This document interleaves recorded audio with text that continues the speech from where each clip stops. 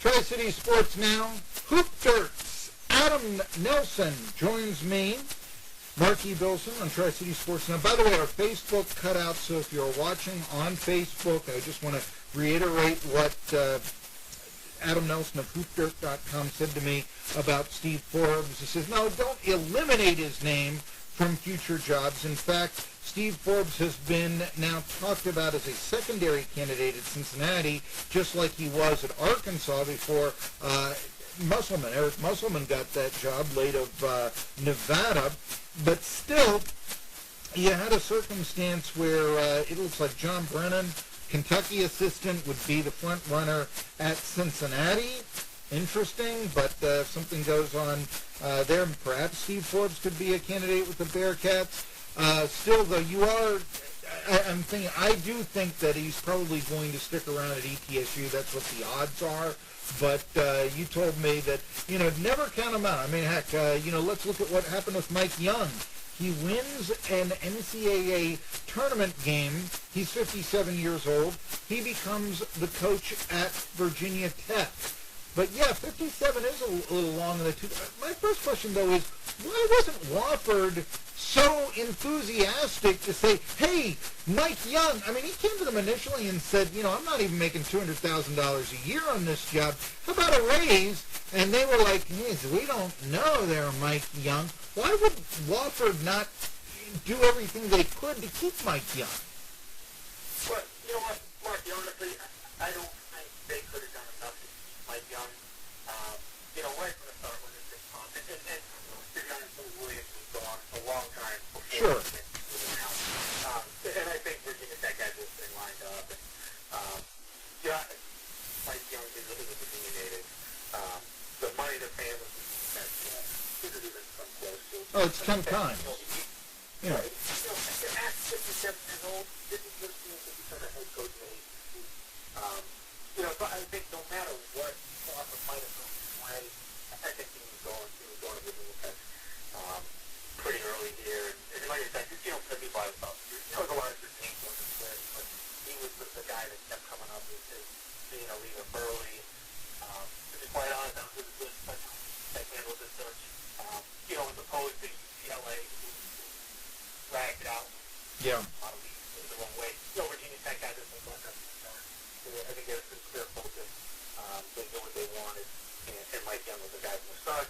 And I said it before, I think he really is a good coach because he's a basketball guy. He's going to coach him up. He knows how to right up to the flash with guys. But with all this stuff going on, with the FBI investigation, there's a lot of stuff out there right now. Yeah. But it works. The worst part of the program in the hands of Mike Young.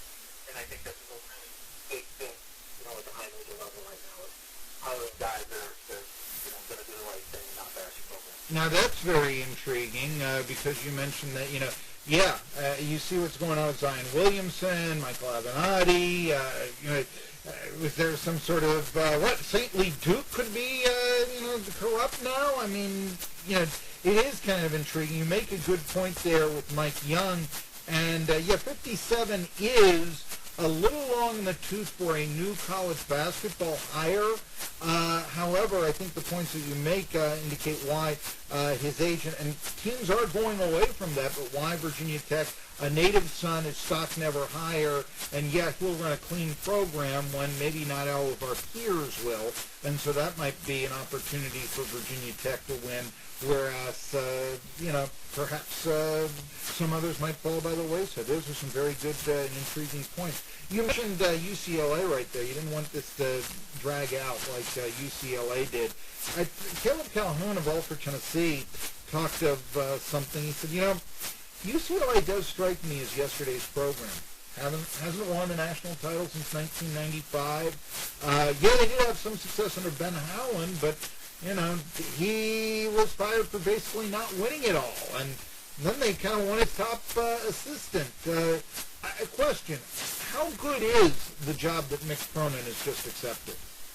Yeah, tell you what, you make a good point. And I think a lot of people, a lot of coaches were kind of turned off by UCLA for those reasons. And I think, they talked about having their integrated practice facilities.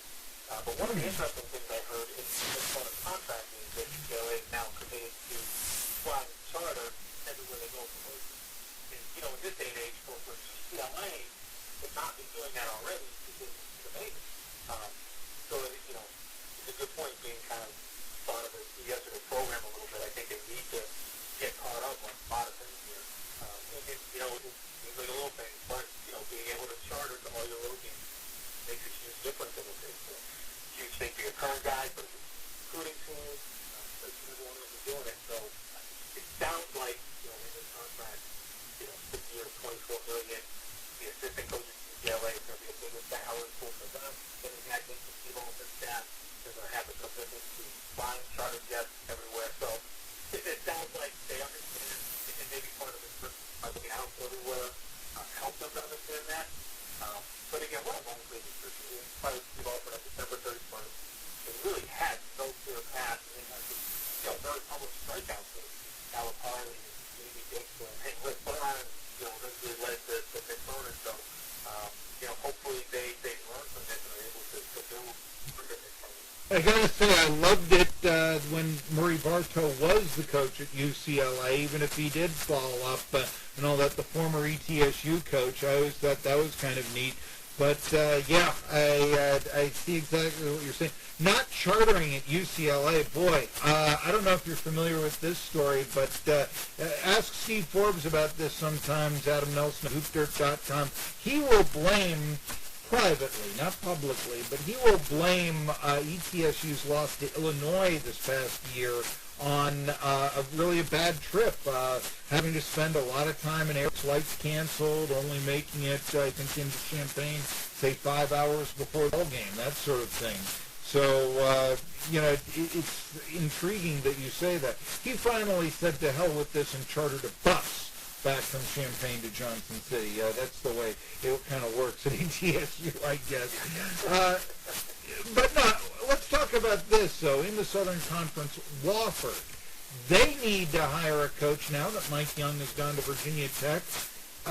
You mentioned Ed Conroy, and you mentioned a current member of the Wofford staff. Anybody else coming up? And who is Wofford looking at? Yeah, so I think it's an interesting one because, school like Wofford where, Mike Young had a ton of success there. A lot of times it's at a place like this, you'll see them, right away look to promote. So the head coach has only been there for a while. You have that to promote. So you have that would sit there to be a really good choice. So you get the thing, but from what I've heard, and I got the players that get told that they are doing search. So this will not be just a quick promotion. They're going to do a search. And really, similar names, blowing it out there a little bit, with the colleagues, where you mentioned Ed Conroy, who's going to be in Minnesota now, former head coach at Tulane, former head coach at the Citadel. He's got a little bit of a relationship with the AD at Wofford. And then two other interesting ones. This one, he was an assistant at Murray State. He's a Wofford alum. Spent a little bit of time there as an assistant. And then an interesting one, East Tennessee State assistant B.J. Madden. His name a couple times here. And if you think about it, he's been in the state of South Carolina. Absolutely. University of South Carolina, there. He's kicked the tires. He's been in small college jobs over the last couple of years. So I heard his name a few times. And to be honest, it makes a lot of sense that he try to get involved here. B.J. Mackey, maybe not the top assistant, because when Steve Forbes had to miss a couple of games, one suspension, the other death in the family, it was Jason Shea who took over. But Mackey, I don't know when they hired him, and I thought that was a real nice hire as an assistant coach. Because usually, you want to have a former star player, somebody that's in today's day and age, Adam Nelson. Correct me if I'm wrong if you feel on this, but somebody, a player, a star player, because that is something that hey, what did you do again? Why should I listen to you? Well, hey, look, I was the best player in the SEC 20 years ago. Oh, okay. Or a lot of times it's a former, hero at the program. Hey, you can make the NBA from this program. Just look at me. And that's, I think, the role that Mackey has had at ETSU. But, yeah, certainly. Former, took the Gamecocks to great things in the late 90s and all that. Going to Wofford, very intriguing right there. But would not being the top assistant be by any chance a hindrance? Yeah, I think, a situation like this is a little different just because of the South Carolina ties and the name he has in the state. I don't who's the competition and a little service with it, whatever it is, even if you'll say, like you said, the big time players bring that credibility. He's been coaching the last few years. If a guy like that does not matter what numbers are on the staff. It's all about fit in a job like this. I think realistically, it's a really good fit. I know what I'm going to be putting out a lot on social media today. Thank you, Rick. That's why you gotta read hoopdirt.com.